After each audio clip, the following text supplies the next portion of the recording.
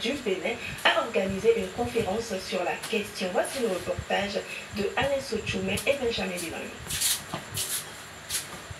Pour réaliser des échanges économiques entre eux, les humains emploient différents moyens, dont la monnaie. L'évolution technologique a fait apparaître de nouveaux types de moyens d'échange, la crypto-monnaie. Au Bénin, les crypto-monnaies sont une réalité souvent mal cernée par les populations.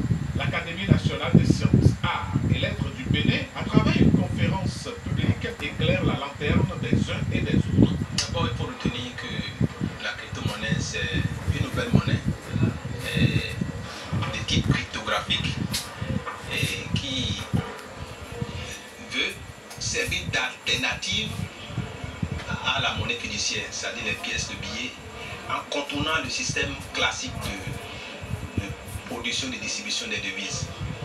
Alors, cette monnaie crypto s'est imposée dans le monde aujourd'hui comme un actif financier pragmatique. Comment les crypto-monnaies peuvent-elles être encadrées afin d'être bénéfiques et pratiques aux populations?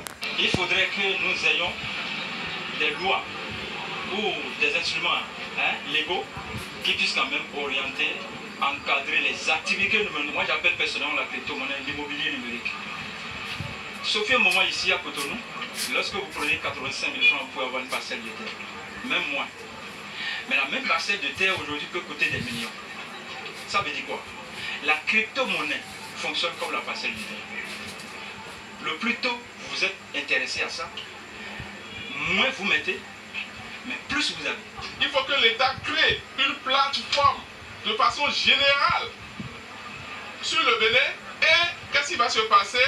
On va encadrer cette plateforme et puis toute crypto-monnaie passant par cette plateforme-là, cette crypto-monnaie sera réglementée. Même si une législation spécifique venait à voir le jour, la vigilance des citoyens ne sera jamais à négliger. Il faut savoir les risques qu'on court en investissant d'une part dans les crypto-actifs et plus parce qu'il n'y a pas de législation qui accompagne les choses pour que vous n'ayez pas aux yeux pour pleurer en cas de vol, en cas d'escroquerie ou en cas d'infraction de façon générale.